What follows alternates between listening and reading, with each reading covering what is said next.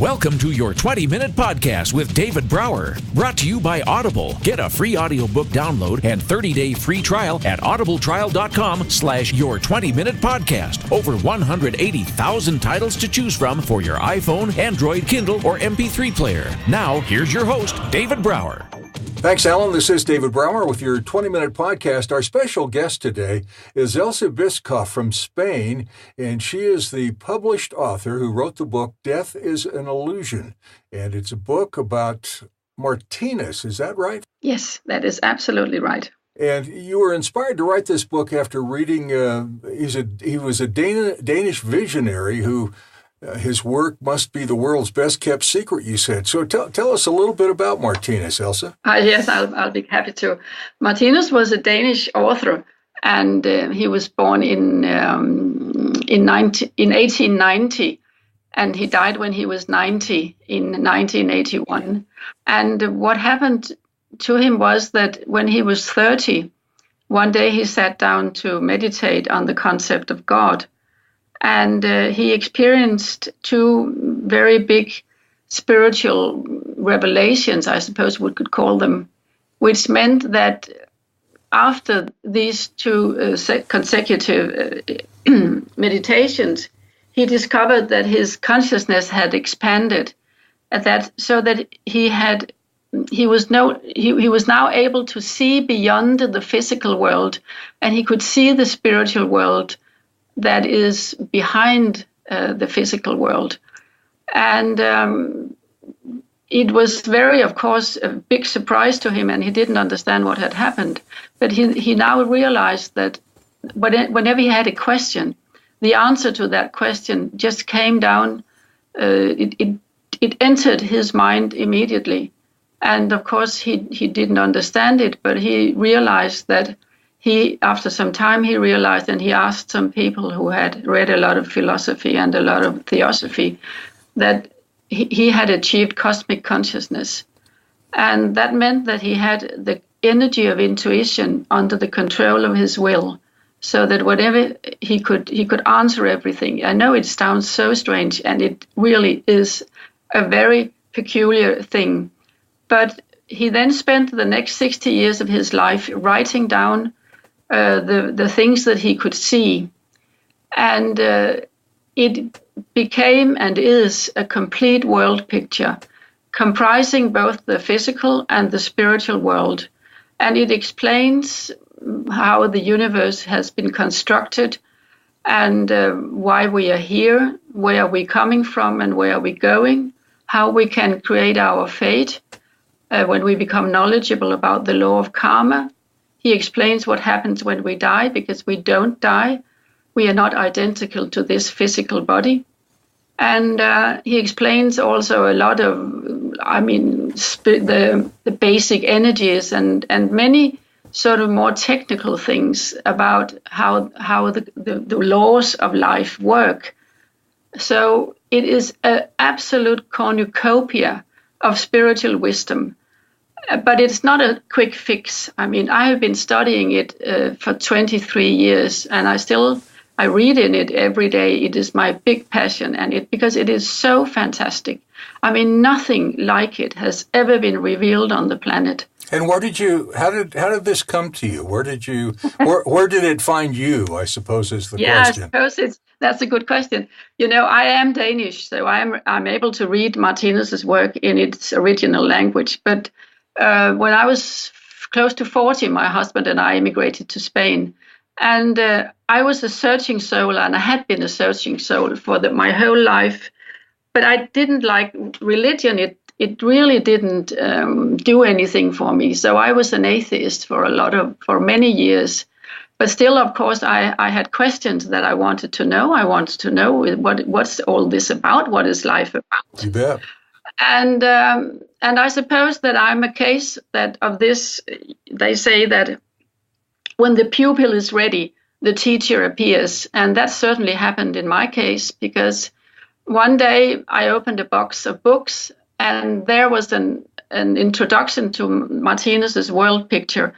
And I knew intuitively, as soon as I saw this book, I knew that I had found what I was looking for. Wow. And then we bought, my husband and I, we bought all the books that we could afford, really. And it took me about a year to read the major part of his work.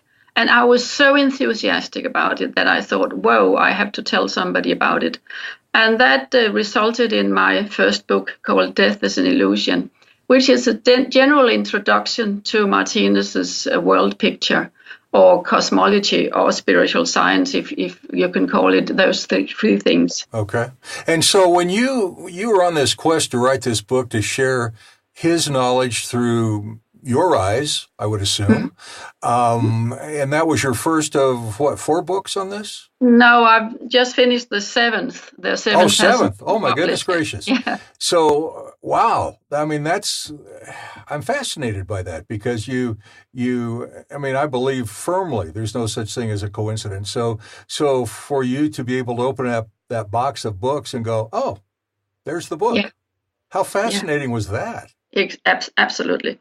It was absolutely fascinating. Oh, my gosh. And of course, it changed my life. I mean, how could it not change my life? Right. It changed the way I looked at the world, because after I had studied the first part of Martinus' material, I could not see the world in any other way than the way he presented it. I could not go back to the old way of looking at anything. Sure. And because Martinus's world picture is deeply optimistic. It's a deeply optimistic world picture. And all the things that we think are very bad, like wars and crime and terrorism and all those things we are afraid of. Yeah. And they are just stages on our way to becoming real, finished human beings. And we are all on our way. But obviously, we haven't arrived yet. But Martinus says that in maybe only 500 years, we will have changed, that a whole new world culture will have arisen on this planet. And it will be a much more loving place, because he says that in 500 years, the last war will have been fought. And you know what war does? War creates pacifists. Yes. Because when you have been in a war and you have suffered horribly in the trenches or on the battlefield, and you then pass over to the spiritual plane and you are there for some time, and when you reincarnate, you will be so against war that you cannot be put into another uniform. And that is how pacifists are created. And we can see, I think, on the planet today that there really is a trend that many more people than maybe only 50 years ago are much more humanitarian. They are much more willing to help when there are catastrophes around the world. They cannot stand to look at other people suffering. Yeah. And it may not look as if they are the majority, and I don't think they are yet. But one day, these loving people, the compassionate, the ones that realize that we are all one, they will reach critical mass one day. I know that today it's still the greedy and the warlike and that are in power. But it won't go on like this, because every day people are dying and suffering. But when they reincarnate, they will have become much more compassionate, much more humanitarian, much more all-loving. And that is the way it's going for all of us. But of course, nobody can understand his or her fate seen in a one-life perspective. Absolutely. We need the larger perspective comprising infinite numbers of lives to understand the fate of anybody. Well, I remember when I was in the Vietnam War, and so there was a lot of pacifists around that era, around those many years of that war, that, you know, people running away, people going to Canada, whatever, just millions and millions of pacifists. Yes. And then later in 9/11, all of a sudden the world unites, the United States unites. Everybody has this common goal, this common purpose, which didn't last very long, but it gave you a touch of what you're talking about. Exactly, and that's a very good point. So, I mean, there's no need to despair. I know that we despair when we think we only live this one life, and we see that so many people are living in in misery and suffering. Mm-hmm. But it's all just, and I know, or maybe I shouldn't say just, because of course it's not very nice to be in suffering, but it really is a step on the way. It's like it's like life it's a whole song, and one life is only one note. Right. And you cannot understand or hear the melody as long as you only hear one note. And so we really are on our way towards a peaceful, harmonious world. So let me ask you, I'm very much an optimist. I believe everything in life is an opportunity. Right, yes. I didn't feel that way for many, many years, but I have in the last few years. And part of that is because of my faith and my belief in Jesus Christ. And Yes. so you were an atheist. I don't know if you still are, but how does my faith or my Christianity play into what you're talking about, if at all? Oh, it's a very good question. Oh, it absolutely plays in with Martinus's work is actually a continuation of the work of Jesus, because Jesus said to his disciples 2,000 years ago, I have many more things to tell you, but you cannot understand them now, or you cannot bear them now. Correct. But when the Spirit of truth that the Father will send in my name, he will lead you into the whole truth. And actually, the work of Martinus is also called the Third Testament. And it is a fulfillment of this promise that Jesus made 2,000 years ago. Wow. But it is not a new religion. It is not supposed to be a new religion, because when 2,000 years ago, people were much more able to believe. But today, many people, they just cannot believe, because their intelligence sort of stands in the way for their ability to believe. So today we need logical answers. We need a spirituality that appeals to our intellect, because we have become so much more intellectual than we were 2,000 years ago. Sure. So the Third Testament had to be something, not an object of faith, but an object that would appeal to our intellect and something that we could study. And I mean, many people will maybe say, hey, what are you talking about? And how can you say that this is a continuation of the vision of Christ? But those who have read the work of Martinus are absolutely not in doubt. Martinus explains so many of the things that Jesus said that could not really be understood in the context when they were spoken. Because the people that lived 2,000 years ago were not intellectual. They couldn't understand it. They could only understand it with their feelings, if you know what I mean. They had to. Absolutely. Yeah, they had to have faith because they didn't have anything else. And I mean, if you when you have read the Martinus material, you are not in doubt that this is the final the final download from the divine plane of existence to us here on the planet. Because there is nothing that isn't explained in it. And I mean, my 7 books, they are only scratching the surface. And now, of course, all my books are only invitations to start reading Martinus's own work.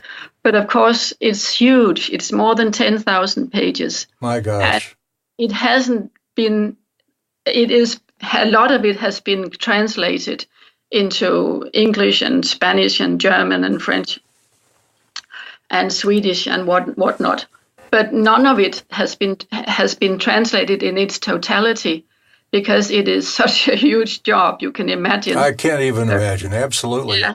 So it's only 37 years ago that Martinus died. So it's still very early days. It's early days. So when did the 500 years start, and when will it end? Sorry, I didn't understand your question. The 500 years that you mentioned earlier, when did that start, or has it, and when will it end? I think it probably started 50 years ago, because that's when he was alive, right? Yeah, but this is probably, Martinus has probably expressed this 50 years ago. So, but we are definitely on our way. Right. And although things may look very bleak at the moment, of course, there's armament and there's wars in so many places.